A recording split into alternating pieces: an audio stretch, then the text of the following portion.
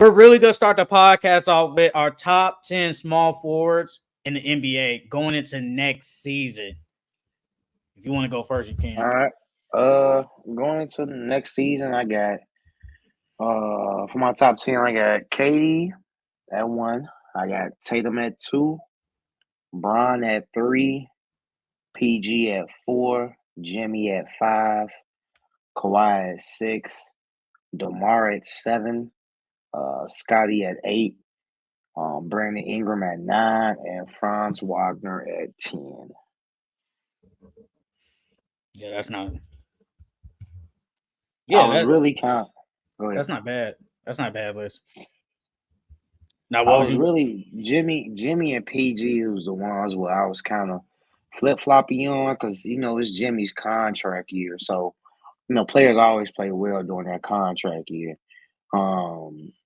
But it was between him. I didn't know who to put between him and PG because they both got a lot to prove, and they both are set up to come into this season and play very well. Man, I feel like it's always a competition between those two. But we'll speak of that after this. So for my top 10, at number 10, I have Franz Wagner. At number 9, I have Brandon Ingram. At number 8, I have DeMar DeRozan. At number 7, I got Scotty Barnes. At number 6, I got Jimmy Butler. At number 5, I got Kawhi Leonard. At number 4, I got Paul George. At number 3, I got Jason Tatum. And at number 2, I got Kevin Durant. And at number 1, I got King James. LeBron James still at number 1. LeBron James. LeBron James. But now, though, it's always like, first off, I didn't know if people was thinking of DeMar DeRozan as a small forward, though. Because he's been a two guard, but the past couple of years he's really been playing the small four. So I was like, I could put him at small forward. I could put him there. He's still one of the best mid range shooters in the game. Yeah, I'll say our list was mostly the same. Our only thing is, I'm surprised you got Bron at 1. I It's feel a like little going to biased. next It's a little biased. If because for me, anything, I probably would have put Tatum at 1 and Kevin Durant at 2. KD at 1 though. I'm not shocked, but it's like, why is KD at 1? well, I'll put KD at 1 because it's like a legacy thing now. Because after Bron is gone, it's going to be what KD and stuff. So after getting bounced out of the playoffs last year, I feel like KD coming to this year, he's gonna be on a mission because he don't got that long left to try to get another ring. And like I said, the West wide open. So if they could take advantage now, it'd be the right time. So I think KD at 1, like I said, because he has to prove it's a legacy. It's a legacy thing. Can you get another ring before you retire in the next couple of years? Can he get another ring though with the Suns?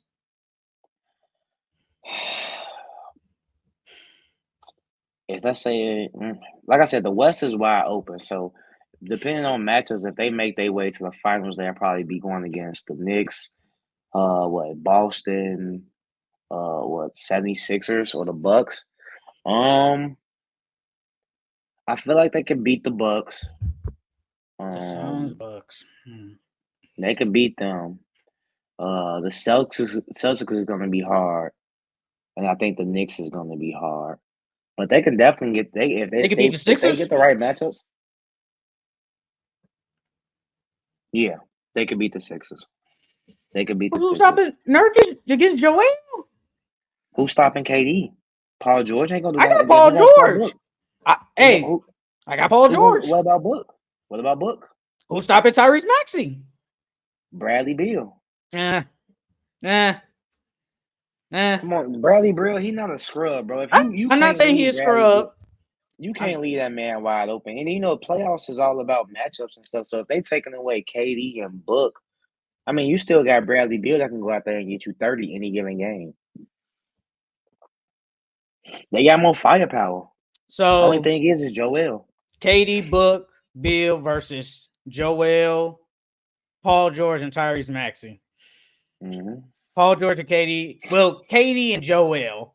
I'm just gonna say they cancel each other out, even though I think Joel is a better player right now. Book and Paul George, I take Book. Bradley Bill and Tyrese, give me Tyrese Maxey, bro. It's Give me gonna all Tyrese come Maxey. down to Bill. Bill is gonna be that X factor this And I know, season. and I know what Tyrese Maxey gonna give me, bro. Man just dropped 30 points against the Knicks. Like, I know what Tyrese Maxey gonna do. Paul George, he been kind of bad in the playoffs, but that's neither here nor there. I hope he plays better in the playoffs. Man, give me the Sixers, bro. Give me the Sixers. And I like KD and Book. I like them and Bill. I like them, but And like, Kawhi. and like I want. Oh, wait, No, go ahead. go ahead. I was gonna say I wanted to put Tatum one, only for the simple fact of how much he was disrespected this offseason. Like numerous of analysts were saying, like this is the one. This is the only time they could think of a like a superstar on a team being this disrespected in the off season. You know what I mean? Usually once you win the finals, you get all this the championships, you get all these accolades. I mean, you get all this praise and stuff in the off season. But if you really think about it, ain't nobody really been talking about Jason Tatum for real, like besides the Olympics and him getting benched and all that stuff like that. He hasn't really had no praise this offseason for winning that championship or winning gold for real. So it's like and then they talking about him not is he really the best player on this team or is he really an MVP candidate for real?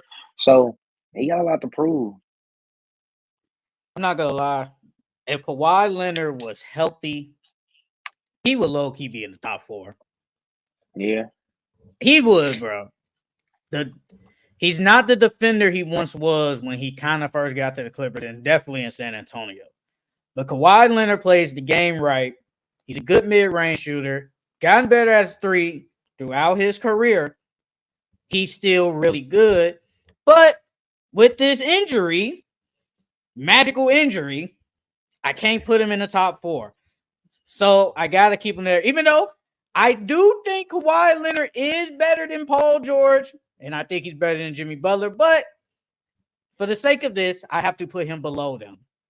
And it's crazy because he's set up for a good season too. Because Paul George is gone, so they're gonna ask more of him and James offensively. So like coming into this season, he like you said, he could have been in the top 4 because he's set up to play. He's set up to have a really good season. It's just that man can't stay healthy. Can Brandon Ingram potentially move up in the rankings? Depends on if he gets traded or not.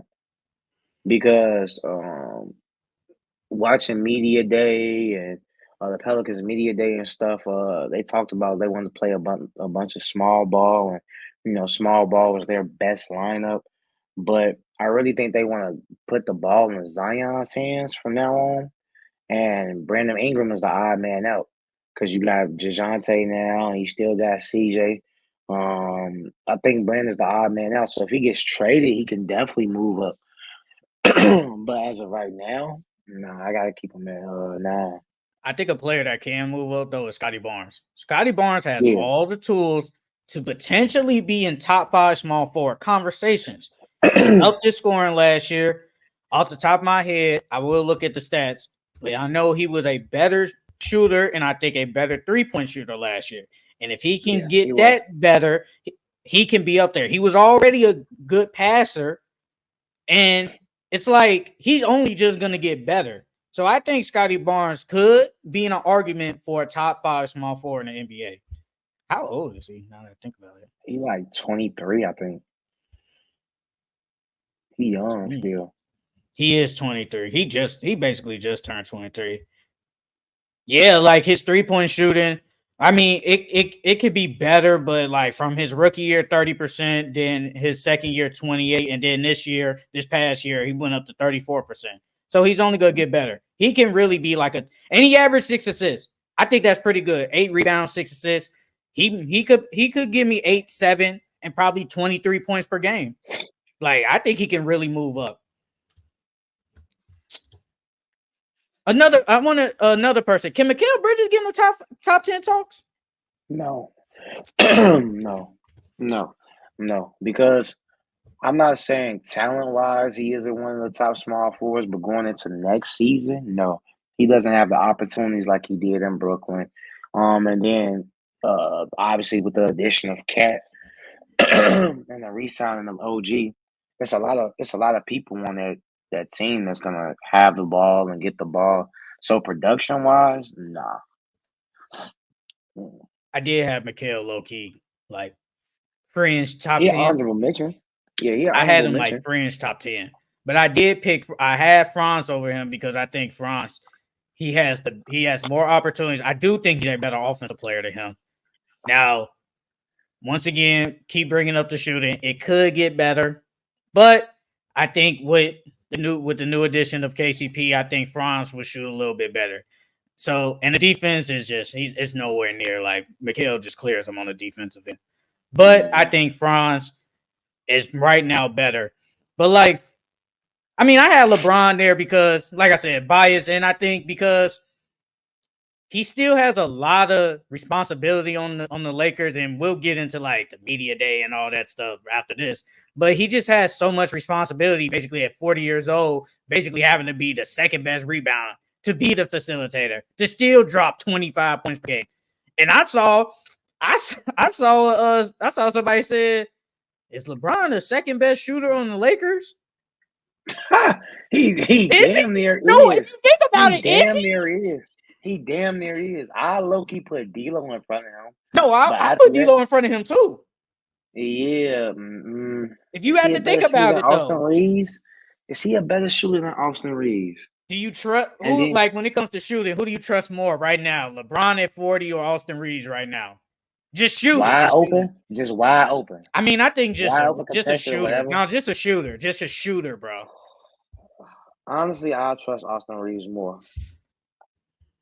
I Like, trust Austin Reeves more. As a shooter, I'm trusting Austin bro, Reeves more. just the fact that you even got to think about it, just Man, that's what I'm saying. Gotta be a shooter. Gotta be one of the best defenders on the team. He's not the best, but one of the best. He has so much responsibility, and it's yeah, like you you basically gotta put him up there now. With Jason Tatum, I think Jason Tatum has a lot of responsibility too. I just don't think as much as Bron because Jason Tatum, LeBron, I yeah. ain't gonna say a super team, but he has a stacked team. But Jason Tatum, we saw in the playoffs, had to be the best scorer, had to be the best rebounder, had to be the best passer. He still basically has to do that in the regular season. So, I mean, I could put him at 2, but I'm gonna keep Kevin Durant. I'm gonna keep Kevin Durant at number 2 because what he's done, one of the best scores we have ever seen, the best efficient score we've ever seen. So it's like, but just LeBron, just like, man, is he the second best shooter on the team? It's actually kind of crazy. It's Yeah. actually when you got to think about it. But no, though, I think the top 10. I think our top 10 list is pretty. It's pretty accurate. It's nothing wrong with it because you had Kevin Durant at 1. Yeah. I still Tatum at think two Bron and better Bron than at him. three. I still think. So why Oh is no no Bron no 3? no. Why Wait, is Bron 3? if see, I did mine going into next season. Like if we're doing like overall, like who's the best small forwards in the league, my list is totally different. But I got Bron at three because, like you said, I think that Tatum and KD they have a lot more to prove per se, and they have a lot more to like um, um, do and like I said, prove. But with Bron, like you said, Bron, he's 40 years old and he still has to do everything on his team still, and uh he's still trying to wheel the Lakers to another championship. So Uh, I probably if it was me, I put Bron at 2, but 3. Eh, I'm not really upset at it. I'm not really upset at it.